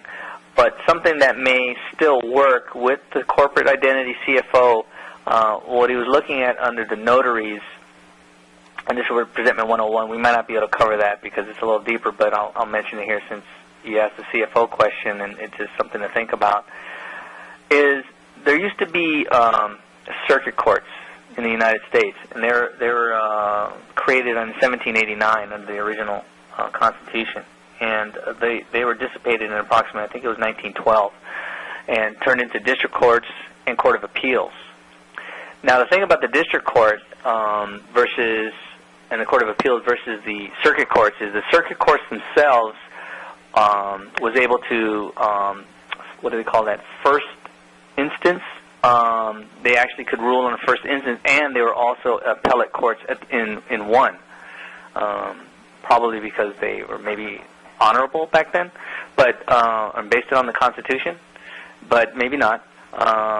But the interesting thing is under the notary presentments and notary information in 1877, treaties and a variety of older ones, there was, I'm going to veer off for a second because these things are just popping back up to me, so I'm just going to say it.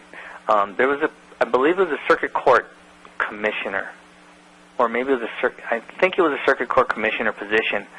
And the thing that's interesting to Morpheus about that is that because the circuit courts technically aren't there anymore, the interesting thing in these older notary manuals, and one thing that is clear for Morpheus is that the notary is probably as high, if probably not higher than a judge.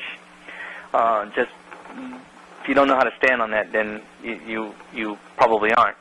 But the thing about that is the circuit court position, if a commissioner did not exist, the notary is able to enforce their judicial or administrative judgments if there is no court commissioner. And so I haven't followed that vein, but what I'm looking at is if I do a conditional acceptance to all the local courts, the district courts, federal courts, county courts, the mayor, the governor, etc., and I would also be mailing that, of course, certified mail at Taxe Percue because there'd be a lot of mail, and they go tacit acquiescence that this circuit court commissioner position doesn't exist, that means that a notary can be assigned to that position. Oh, yeah, here it is. Special duties. Notary as a commissioner. It's, what document was this? Yeah, something I researched way back when. Anyways, yeah, as circuit court commissioners. But so anyways, that's just something to think about. And when we get to the Notary 101, you'll comprehend a little bit more on why that's so important for you, not just me. But one other thing on that, the district court now, which is very interesting because if you bring a claim against somebody, it needs to be over $75,000, I believe was the amount. And the thing about that is it is only able to be in the district court if it's citizens from different states. So if you're, let's just say Morpheus, or Thomas Anderson, and you're in Los Angeles, California, that state, technically, and then you're playing with Bank of America, and they're located in North Carolina, technically if you bring the lawsuit, you don't bring it in a state court, you bring it to the district court. So you're under the federal rules, and there's a different way of actually handling your court case that way. Personally, as far as I can see, I'd rather be in federal if I'm going to play that game than the actual state court. But anyways, that's why I might use CFO, is because I may take somebody into the district court, especially since American Express is over in Salt Lake City, and the entity that they're charging, Clark & Mosh, is over in Los Angeles, California. So, and the claim that Clark has is, I don't know, like $5 million or $4 million or something like that. So, anyways, you'll be privy to that information when that happens in about 3-4 months. So, that's just a sidebar. Okay, so where are we at? What other questions do we have here? Can you change? Let's see. Hold on. What is this? Can you change the amount on the stamp by writing and signing, or is there any way to rewrite the amount? Example, 1 cent into a $5. That's a great question. Wow, I have no idea. But what would be the point of what you're doing? The other thing is, one thing on the $5 stamp, if some of you do have those hanging out, you'll notice that the $5 stamp is similar to the Red Fox $1 stamp. If you look at it really closely or scan it, notice that it actually has 2 stripes. And it stands for silver dollar, according to my colleague. Oh, U.S. silver dollar. So there is 2 stripes on $5. So on a variety of documents, instead of having, for a better term, 30, Morpheus uses a $5 stamp on the actual document. But, okay. Any other questions on the phone? Oh, okay, hold on. We got Ron's asking, so we tell the person to BOP the register or certified receipt. Yes, that would be correct. The challenge usually is before that, though. What happens is when 100% of the time, they have no idea what you're talking about when you bring this document and you say, oh, no, my foreign office told me it's prepaid. And they go, what are you talking about? That's California Republic. That's domestic. Well, I don't think so, but I know the postal clerk thinks so. So without asking or telling them, my question is, well, what is your, here you go, give them that sheet of paper. Let's see, I think it's right here somewhere, right? I hand them right there. I said, well, what does that say? And then, once again, they'll take it to their supervisor, and then you'll be in that conversation. Or if Carol, if you can unmute, you can give your little story about what happened with your situation if you're there. But the other thing is, yes, it is bopping is the actual term they use for when they hit the certified stamp and they hit your Taxe Percue or Pay or whatever label you might be using. That is bopping. So when we go in now, we have a new person, and they kind of get told, yeah, we just, how do we handle this? We just tell them, well, everybody else, they just scan it, right, meaning they scan the certified number, and then they do a $0 PVI. Morpheus doesn't normally care that they put that public thing on there because he's putting that court of law into the public side, and he's okay with that right now. That's what he's learning to play with. He doesn't mind the PVI. If I did, I'd just tell him not to do the PVI sticker, and then I would have possibly, I might even mail it with postage versus just even using this process. That's like, for instance, if I wanted to put $21 worth of stamps on it because I wanted to have a common law issue, I might do that. But yeah, and they just tell them, yeah, and then just bop this, bop that. And if you're using a 3877, I ask them to bop it in the upper right-hand corner. Okay? All right, what other questions? Label, any commitments to the... Okay, got it. Oh, DBA. Okay. Yeah, I did say BOP. B, that's what's that? Bob Orange Popsicle. Okay. All right, got another question from Michael. It says, if I mail as carrier, postman calls my public name and I answer it, I've entered into the public and disqualified myself from mailing Taxe Percue? Question mark. Wow.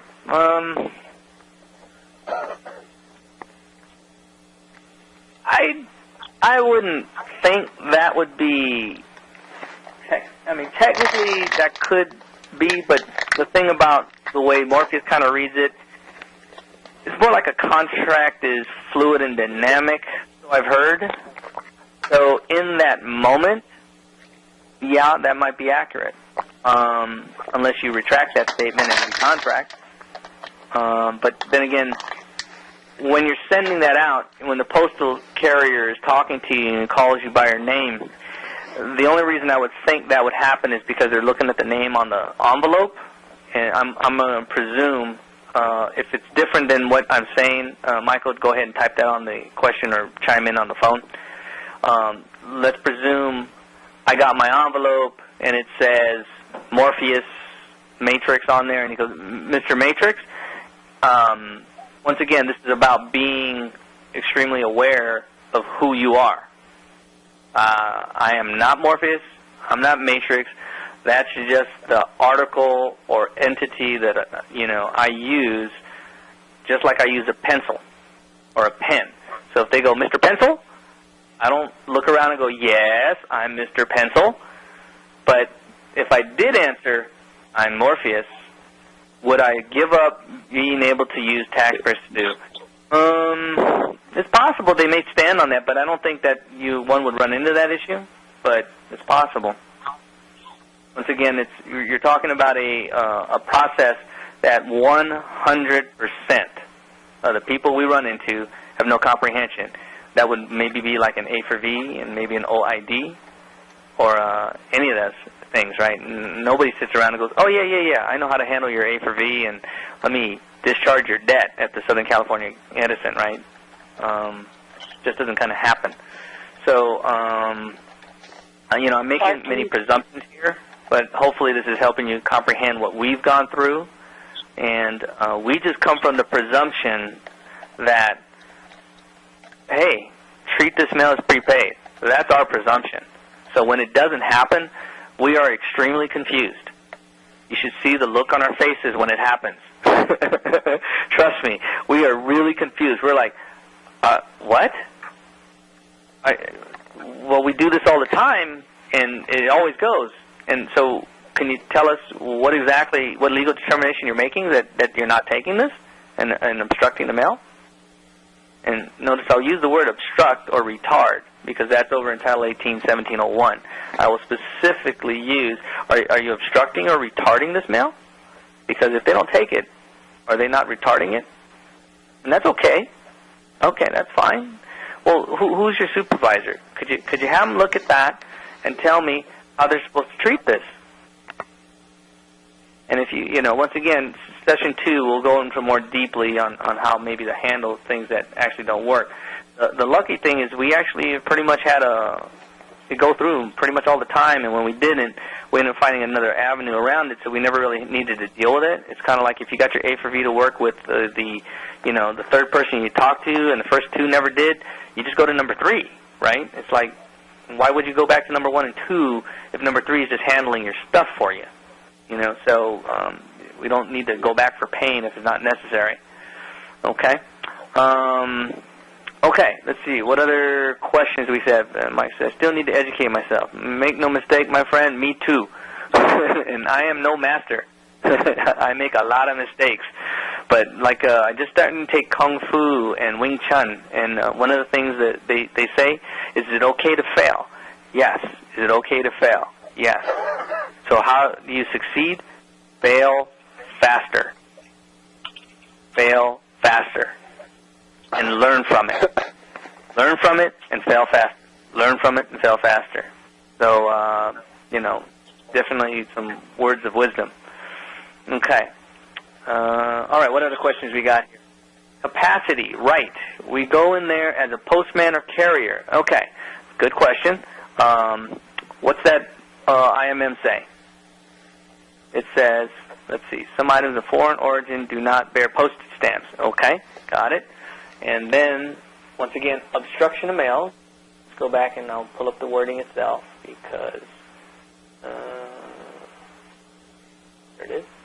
It says, whoever knowingly and willfully obstructs or retards the passage of the mail, okay, you're probably not considered mail even though you could be, or any carrier or conveyance carrying the mail. I don't think my hands being the conveyance or my feet would be really applicable, so I would consider myself a carrier of the mail. So therefore, I want you to go ahead and take this passage of this mail. What? Are you obstructing or retarding this mail? Oh, great. How come? What gives you the right to do that? I'm not quite clear on that. I'm really confused, you know. I believe under Title 18-1701, obstruction of mail generally, if you retard or obstruct this mail, you're able to be fined and imprisoned, not more than 6 months or both. Not that I want to see that happen, so let's make sure we get this handled. Okay, but then again, hand them that little colorful web page that they got, that's theirs, and say, hey, go take a look on your web page. You might even want to actually post, when you print this out, now that I'm looking at it, so they don't got to look for it, you might actually, like, copy and paste. The link's kind of probably long, but you might want to put the link in there on that piece of paper, too, so this way it's, like, right there for them, so if they need to type it out, they'll type it out and they'll find it, so... Because the IMM is actually hidden a little bit. It's a little bit difficult to find, and even the postal workers, they're so busy. These guys, by the way, these guys are so busy now. They're laying off so many different postal workers that have been there for many, many years. Truly, Morpheus gets to have and does have more compassion and for what they do. And, you know, it's like bankers, you know. Bankers, like, make trillions of dollars a day, literally, and they pay their people, like, minimum wage. Postal workers probably get paid a little bit better. But, you know, these guys handling your paper into a court of law, last time I checked, and, you know, I don't know. They just don't seem to be appreciated for some reason. So let's appreciate these people. Okay, there is not a way to track a green card. What is that? Oh, no way to track the green cards. What does that mean? Nancy, you want to expound on that? I'm not clear on what you're talking about. Can you hear me? I can hear you, honey. Always. Okay. So can you hear me before I had to call back in? The question is, someone wants to know if there's a way to track the green card. There is no number on a green card, so there is no way to track it. So you don't have any, if it doesn't come back, it doesn't come back. That's all there is to it. Ah, okay. I see the question. Yeah, the only thing you can do is when you do like the certified number or registered number, they got the little stickers now. And let me go back to this little. If you look at the picture on the screen on the return card on the left, you'll notice that you'll see the long little strip, 7010, 3090, maybe a little hard for you to see because it's so small. But that little strip comes off of the certified mail sticker at the top that you can't see on the flip side of that envelope. And by putting that into the UPS tracking, you'll be able to see when it lands or delivers at their place. But like Nancy said, tracking it back to you may not be very possible, but they have advanced now where if you keep an eye on this, okay, I was going to do it in the next one, but if you look at, I think it was JuneCloud.com, or you Google June Cloud, that's the month June and Cloud, they have a service that allows you to put, whether it's UPS, Federal Express, USPS, primarily we work strictly with USPS, at least here. You can log all your mailings in there and not have to keep retyping it when you go back to like the USPS website, the United States Postal Service. It makes it a lot more convenient. So June Cloud is, I use that freaking thing every single day. So when you use June Cloud, you can track it, and when you get to the post office site, you can actually click on a link that says you can, I believe it says you can get a copy of the return receipt.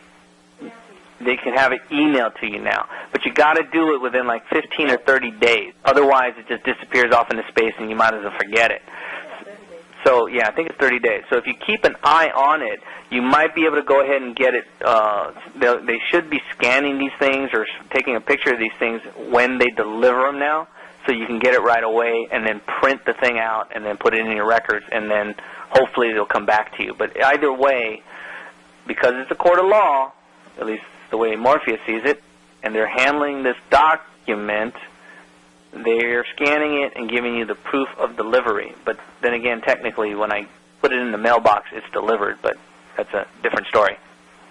Clark, or Neo, that's an electronic return receipt. So you can ask for both the electronic and the paper receipt at the same time. And they do come back and sometimes don't always come back. So sometimes the postal people forget to ask for the signature.